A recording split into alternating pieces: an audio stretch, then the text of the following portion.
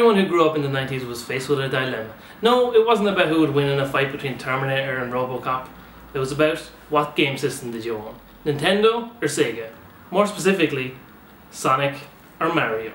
Now me, I never had much access to any Nintendo consoles, so I never really got to play any Mario games. I did, however, play a ridiculous amount of Sonic the Hedgehog. Like I said in my top 5 Mega Drive games video, it was the first game I ever had. But a lot has happened between me and Sonic since those early innocent years, so I think it's time we had a look at the history of Sonic. Or my history of Sonic, like the games I've played. Here's Sonic 1!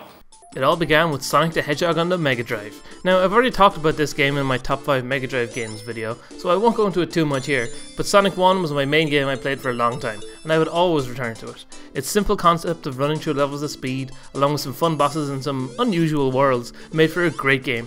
And who would have thought a world based on pinball bumpers was a good idea?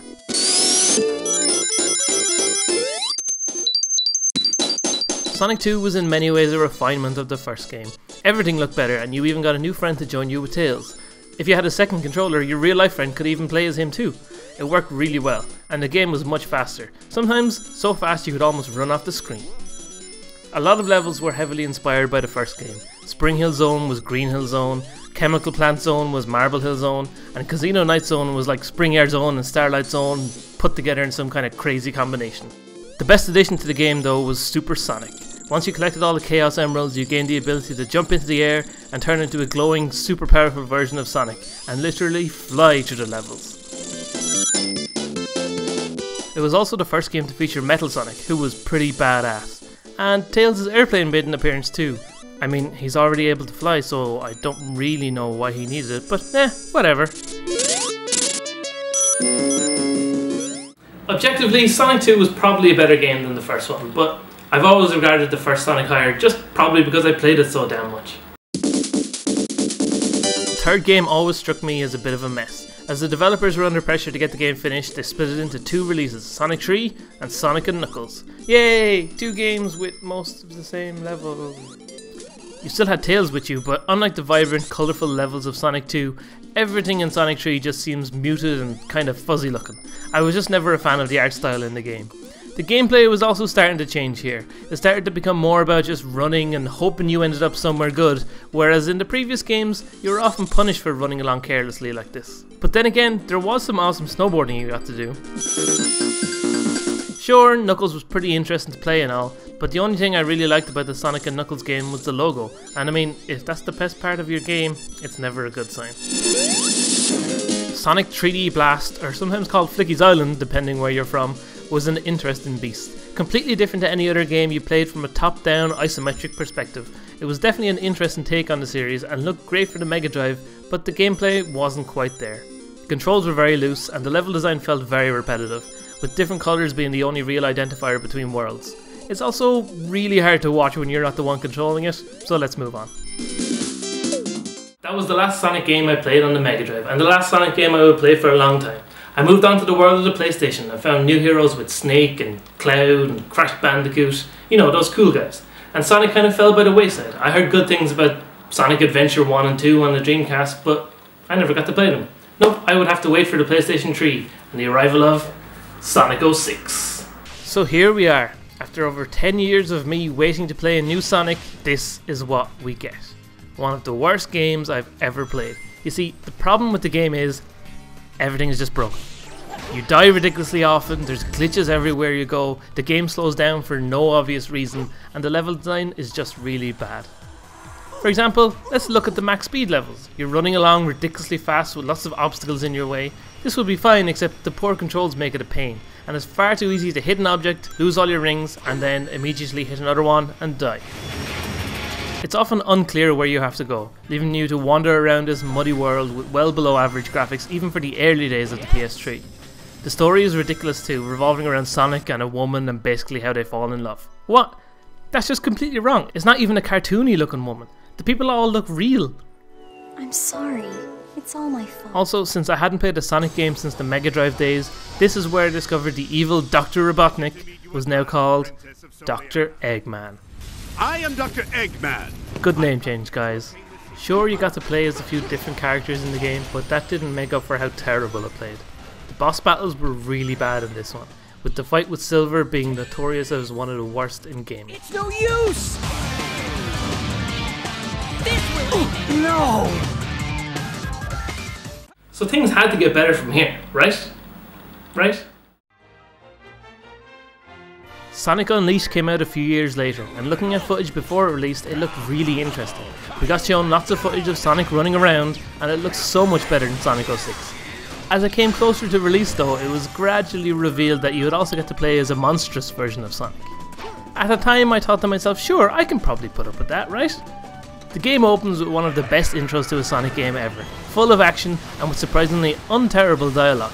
You get turned into the monster, but nah, whatever, I didn't really care. You get to the first level and it's amazing. It looks great, it's super responsive, everything Sonic 06 should have been. And then it turns to night and you get to play as the other Sonic. Who thought this was a good idea? Take a character who is all about speed, slow him down, and make him into a God of War knockoff. The fighting isn't even fun, it's all button mashing nonsense, just keep hitting triangle and you'll get through everything. You can do special moves on some bad guys, but this quickly gets annoying because every time you do it, it makes the doorbell sound.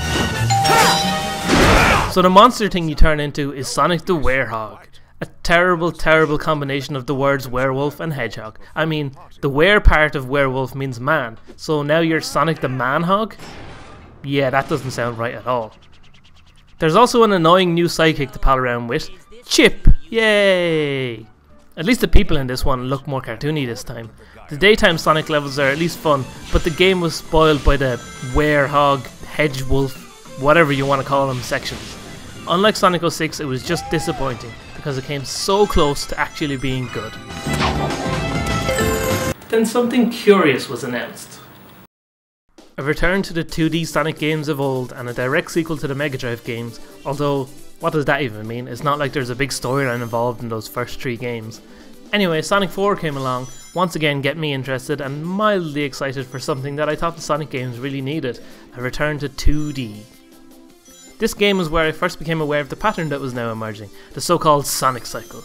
You see, every time a new Sonic game was announced, it seemed interesting, but as we got closer to release, things just started to fall apart. In the case of this game, it was when it was revealed that the game would be called Episode 1 and only feature 4 worlds, with the rest coming out at some point in Episode 2. Yay, good idea, let's split up the game again. Just like with Sonic 3, it seemed like it was being rushed out, and the final product felt like it too. It has this strange 2D style, where the worlds were pre-rendered to look 3D, but didn't actually move in 3D. And strangely, the characters themselves were animated as 3D models. The levels are all just poor remakes from the first 3 games, and it just doesn't feel good to play. In trying too hard to make it like the classics, it just suffers in comparison.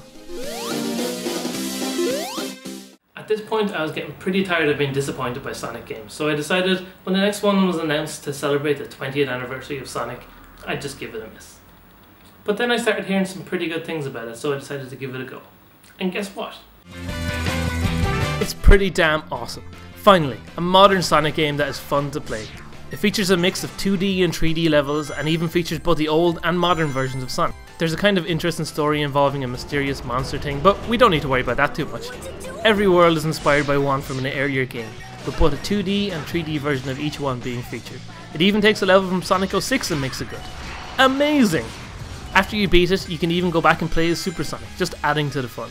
The only letdown in the game is the bosses not being the best, and the final boss in particular is pretty bad, but I can forgive it because everything else about it is just fun. And best of all, there's not a single Werehog to be found in the game. I would recommend this Sonic game to anyone.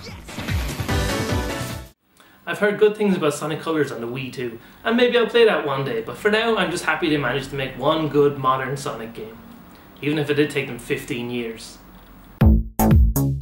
So there you have it, my entire history with Sonic. If you liked the video, then let me know in the comment section down below, and there's plenty more to be found elsewhere on the channel too. There's my regular gameplay videos and more of these special episodes with a new one released every second Friday. There's my top 10 PlayStation games video right there on the left, and the first part of my Brutal Legend playthrough on the right. So stick around, subscribe if you haven't already, and let me know what you'd like to see in the future. See you later!